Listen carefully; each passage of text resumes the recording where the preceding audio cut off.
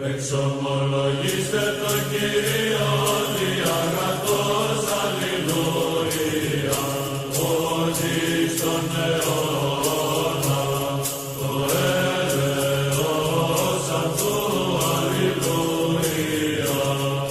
The verse says, fight against the people of the book until they believe what you believe.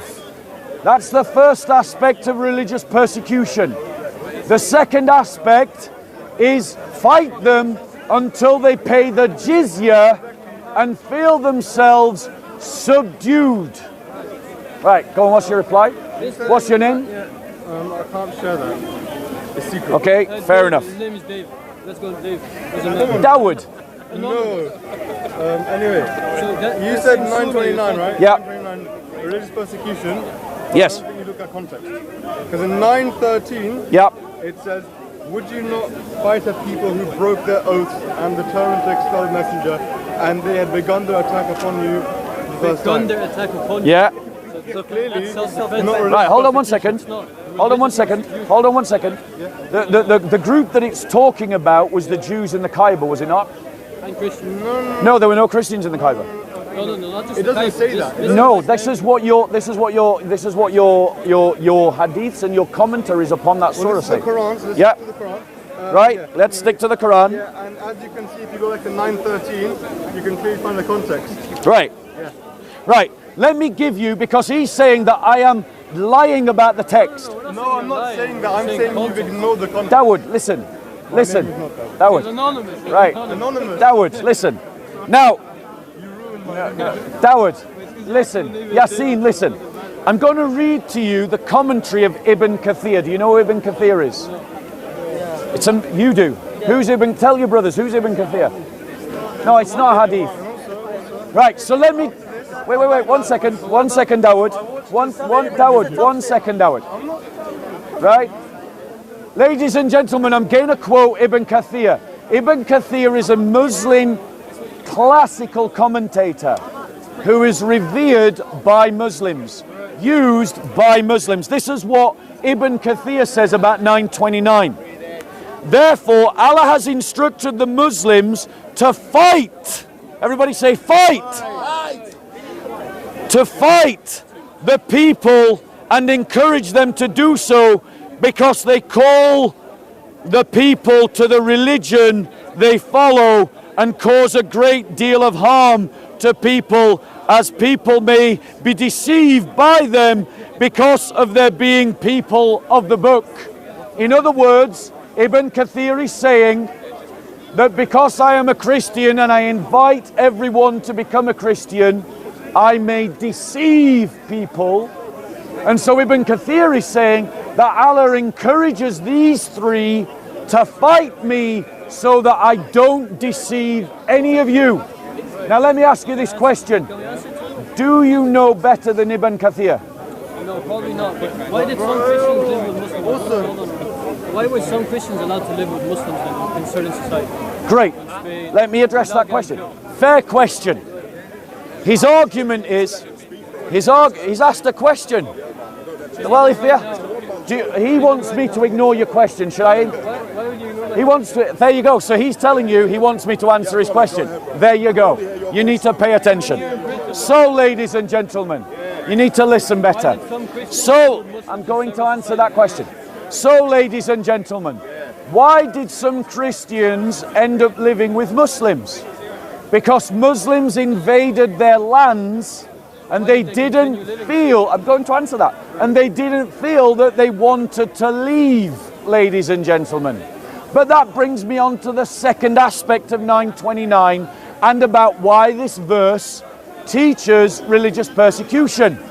Because the verse says that you must fight them until they pay the jizya and feel themselves subdued. Or, as some translators have it, feel themselves humiliated.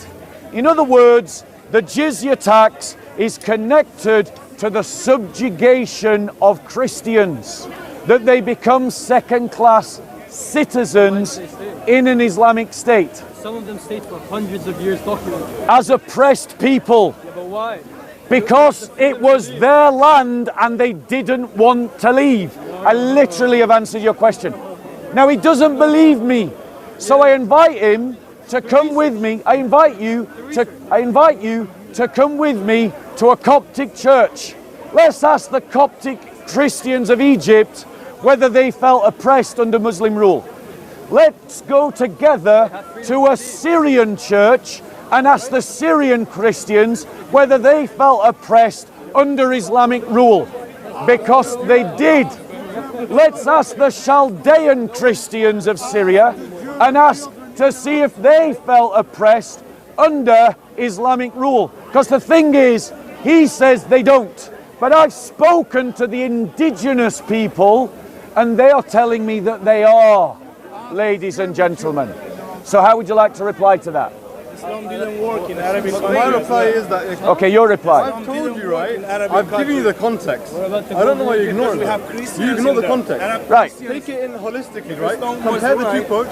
What did they show you? Read 913. Right. Read 913. Let's no. Two things. One. No, you have to read 913. No, we are. You go back to 929 over and over again. Right. To So understand the I'm going chapter, to give the you entire chapter, not one verse. I am going to give you the context to 913. It is that the Jews had made an oath not to have war against the Muslims. They apparently, according to the Muslims, broke that oath. Which Muslims? The Muslims that were following Muhammad at the time of Muhammad. Yes. And then Muhammad started fighting them. All these Christians. Didn't he? Every single Christian. Right? Didn't he? All civilization. Right? Now you're listening, Dawood. No, I wasn't following. Right? Explain that again. So I'll say it again, the context, because you really need to pay attention. Some people became Right? The context is that the Jews broke their oath to Muhammad and started fighting against Muhammad when he was fighting against the pagans in Mecca. And then Muhammad receives this verse justifying his fight against the Jews. Okay? But what, so that's the context of your context. But the verse isn't read just to speak about those Jews at that time. Because what it says, it doesn't say fight those who break their oath. Listen, it says fight those who believe not in Allah nor the last day. So what are you as a Muslim instructed to do by 9:29? What are you instructed to do? But look, so are you telling me, right? So you have two interpretations here, Yeah. two choices. One is that in the context of history, right? Yeah. It meant to fight the people who broke their oaths. Or two, it quite literally means international non-stop jihad. You don't see me fighting you here. So I don't can't. think it's the second one. You can't because you don't have the power to. Don't worry. Right. So you say it's a dispute between me and you. No, it's a dispute between you and classical Islamic commentators. Let me give you the tasfir of Al-Sadi. Al-Sadi says, this verse says, the point of this fighting is so non-Muslims then turn over their wealth that is given in return for Muslims not fighting them and allowing them to stay amongst the Muslims, granting them safety for their lives and property. Sayyid ibn Musayyab, As-Suyuti, Zamakhshari, Ibn Kathir all agree with that point. Classical Islamic commentators are the ones arguing with you, not me. No, you are. Well, I'm quoting your classical They're commentators. quoting one quote here. Do you know I'm Al-Sadi? also showing you the second quote. Do you know Al-Sadi? This is the thing I'm doing that you're not doing. Do you know Al-Sadi? You've talked. Go on. You've done this thing where you've gone to one quote, right? You've gone to one quote and looked at one quote, not at the context. I've looked at both. Yeah. I've looked at both 913 and 929. I've heard the same 929 argument over and over again. Yeah.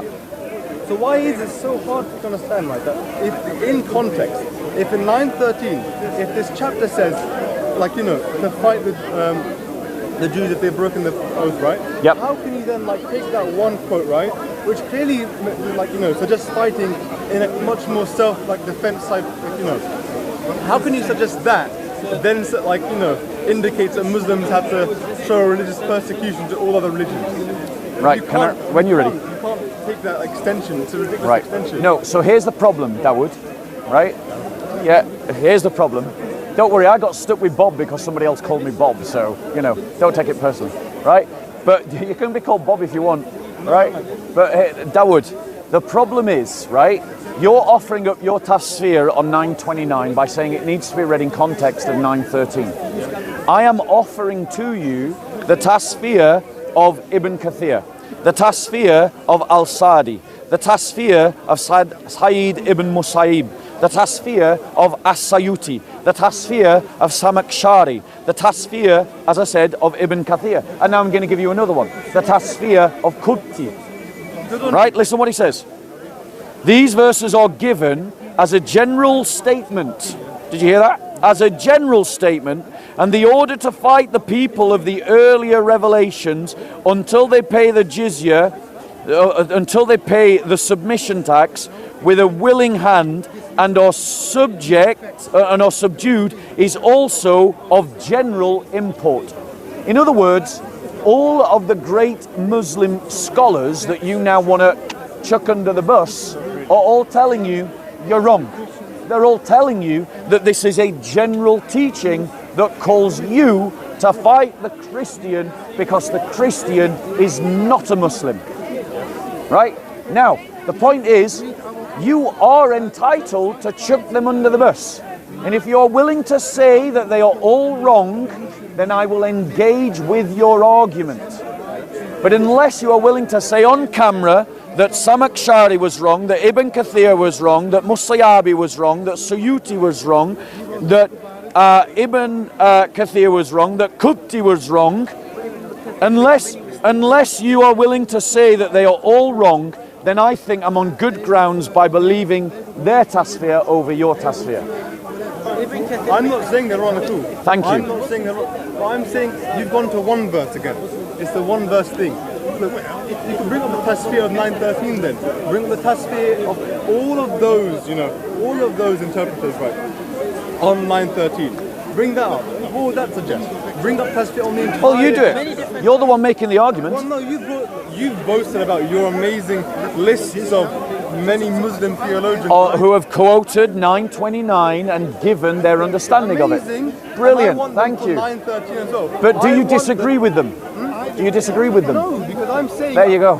I'm saying you should go to 9:13. So let's be clear, you're saying, Dawood, you're saying you don't agree with Qubti, who says that this is a command of general import. Look, I'm saying that if you go to one verse, again, the one verse, my favorite thing on earth, look, one verse. Well practiced by the Dawagandists. What? Carry on. Okay, never mind. Yeah, look, you go to one verse, one chapter. You can't then make that as like a complete instruction to every Muslim everywhere. It can't be that. Because if that was the case, what would the same theologian have to say about the earlier verses? Which clearly don't suggest that. Right, so Dawood, in reply to your comment, I have never said that every single Muslim should do this at every point in their I'm not life. saying you should Right. do it, but you're saying they But suggest what I want to point out now is your duplicitousness. So it's when you when you make a two-faced argument. I know, but like, Right? I want to ask you very clearly, right? Qubti, in his tasfir of 929, says this: these verses are given as a general statement, and the order to fight the people of earlier revelations until they pay the submission tax with a willing hand and are subdued is also of general import. Do you agree or disagree with that statement? agree, and because if you look at You agree. Look at this. No, Thank you. Look at the statement. Look at the statement. Earlier revelation. What's the earlier revelation? 9:13. Clearly. No, It's the earlier supposed- revelation, the people of the earlier revelation, listen carefully. Where's It it say says, fight the people of the earlier revelation. The people Who's of the that? earlier revelation. Look, Who's the you people? You said. The Alim al-Kitab. You said the earlier revelation. You said from. I'll hold my Quran. Sure. You're in the verse 9:13. You said it was the Jews who broke their oath. to the Yes. Prophet. Yeah. How is that not the people of the earlier revelation? You're not listening to Qubti, are you? Qubti says, and you've already admitted that you agree with it, so you've kind of exposed yourself. Listen, Dawood, listen, it says is of general import. Do you know what that means? Of general import. What does that mean? Yeah, when something is of general import, General instruction. yeah, it's a general instruction manual that's applicable to all applicable on a continuous basis, isn't it? Thank you. So, Qubti, who you agree with, says that this passage about fighting the people of earlier scriptures is a general instruction to Muslims today. But clearly, look, if you like take your magnifying glass and zoom it onto Qubti's quote on this, right? And if you ignore what Qubti may have Well, you said, pull up quote for 913 from Qubti because that's your argument. look, It's not my job to help your argument. You do it. You're like the expert with all these like theologians. Why are you frightened to pull up his Tasfir? Pull up his Tasfir, see what he says. Why not? Can't you just pull up Tasfir of Quran? Which one? How Let's see if we can do it. Let's see I'm gonna prove you wrong that you can do it in 3 minutes. Well, maybe not 3 minutes. We're gonna pull up the Tasfir for 913, and let's see if people and bearing in mind you're sunk now, right? Because you've agreed with Qubti. You've agreed. Let me ask you this question. Let me ask you: do you agree with Sadi, who says the point of this fighting is so non-Muslims then turn over their wealth that is given in return for Muslims, not fighting them and allowing them to stay amongst the Muslims, granting them safety for their lives and property? Do you agree with Al-Sadi that that is what the verse means? I don't actually think it is. What? I don't think it is what it means. This specific one there, this guy. So you disagree with Al-Sadi? Where's the mention of like money and stuff You disagree with Al-Sadi? on this quote? I think It says it money. It's the money is the reference. Where's the money in 929? It's reference to the jizya. What's the jizya? tax, What's the tax connected to? Money. the government. So it's connected to money. So there you go. So it is connected to money. Yeah?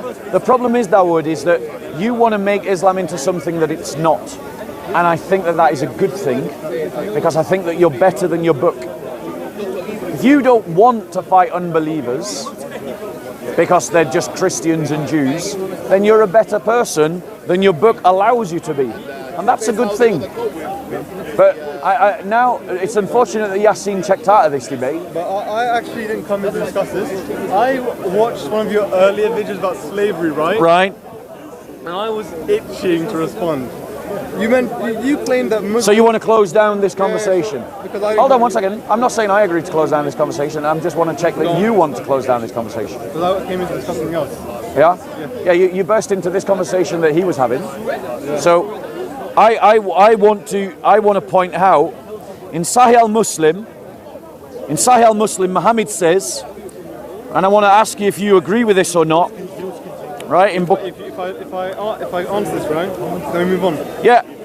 Well, I'll have a final comment, but then this is in Sahih Muslim. It says this: Muhammad speaking, "I have been commanded to fight against the people until they testify that there is no God but Allah, and Muhammad is the messenger of Allah, and they establish prayer and pay zakat, and if they do it, their blood and property are guaranteed protection on my behalf, except when justified by law, and their affairs rest with Allah." Is Muhammad an example to you in that statement? Where was this cited? In Sahih al-Muslim, Hadith 36 and Hadith 33. I'll read it again. This is Muhammad. He is saying, "I have been commanded to fight against the people until they testify that there is no God but Allah, and Muhammad is the messenger of Allah, and they establish prayer and pay zakat, and if they do it, their blood and property are guaranteed protection on my behalf, except when justified by law, and their affairs rest with Allah." My question to you again is Muhammad an example to you in that statement? If I was living in 7th century. 7th century Arabia, So you're saying that he's not an example for you today? yeah, because I'm not going to fight. Great, you're better than Muhammad. Well done. Okay, moving on. Because I want Is that protection of rights? Is he talking about protection of rights? You let him burst in. So no, the Muhammad is saying you burst into his conversation. He can burst back in. You want me? Right. I can go. If you Yeah. Dawood. Dawood. Yasin. Dawood. Yeah. Well, you called him Dawood, not me. So, yeah, exactly. Yasin. Yeah. Right? I've demonstrated that your book legitimizes religious persecution. Will you now condemn it? Not to me. And why not, Yasin? Because you stopped talking and you walked off. I was talking to the people Yeah, that were because supporting you. No. What? Sorry? I was talking to the people that were supporting you. No, because you entered into a conversation. You asked me to prove something, and then when I was demonstrating the proof, you walked away. Sorry, can you demonstrate it again? Thank you. So let's do it again. So, in verse 29, first one I remember. 9:29. Right. But Right. I showed you verse 13 of Yeah, the we've gone through that. You should have been here. So now my question is this: if the British government was to impose upon the Muslims a differentiated tax on account of them being Muslims that could be higher than taxes given to Christians, would you call that a discriminatory tax? That's the only condition, just because we're different. And if you don't pay it, we're going to take your children, we're going to take your wives, we're going to take your property. Show me that. Okay, so are you... Show me that. Take the children, wives, property. Show me. So what is the jizya tax? The jizya tax, regardless of what it is, you only pay it as a Christian or Jew. Then you don't have to fight for the country. You don't have to do this. You don't have to do that. The other rights that everyone has to be abiding by, you don't do. And what happens if you don't pay it? Right now, who even pays jizya tax? What happens if you don't pay I it? don't know. Yeah, good. doesn't even talk about it. Because the world has become a better place because we have abolished the jizya tax. No. And the world is better I without don't know it. even if the opposite. The world is a better place without the jizya tax. Do you know what the Pact of Umar is? Pact of Umar. Yeah, the Pact of Umar. Yeah? The Pact of Umar. It is an early forgery within Islam that was accredited to when Umar took over Christian lands. What did he forge? Well, we don't know who forged it. I think most hadiths are forged. But in the Pact of Umar, it restricts the restoration of places of worship. It says that Christians can't ride on saddles. It says that Christians couldn't have hanging swords on their shoulders. So what do I search up to confirm this? Yeah, you go and look up the Pact of Umar. Yeah, the Pact of Umar. Now, also, while you're doing it, it'd be much more helpful for you to look at what the jizya tax is, because the jizya tax is clearly referenced in the Quran. The jizya tax is protection money. If we don't pay the jizya tax, our lives, our property, and the lives of our children and wives become forfeit. Did you know that? Well, I'm educating you about your deen now. Yeah, please do. I'll wait for you to confirm. The Pact of Umar is a treaty that established the rights and obligations of non-Muslims. Correct. Why would you want to even have rights and obligations for non-Muslims if you're going to subjugate them anyway? Because you can subjugate people through rights, even Jews in the Third Reich. Why would you? You have the sword and you have control over their land. Because Why even give them rights? different people practice injustice in different ways. Let me give you an example. Hitler, when he oppressed the Jews, He didn't give them any rights. he did give them rights. Like what? Yes, they could live in the ghetto. They were allowed to trade a certain amount. They were allowed to do certain kinds of work. Before you They send were them to allowed the to camps? marry one another. So the point is, they were allowed rights. And then he took them away and sent them to the camp. Yes, indeed. Well, Islam never did that, so it's a bad example. No, it's a. But similarity. no. Yasin, I'm sorry you can't follow an argument, but let's be clear. The Pact of Umar does this. It restricts the rights of Christians and turns them into second-class citizens.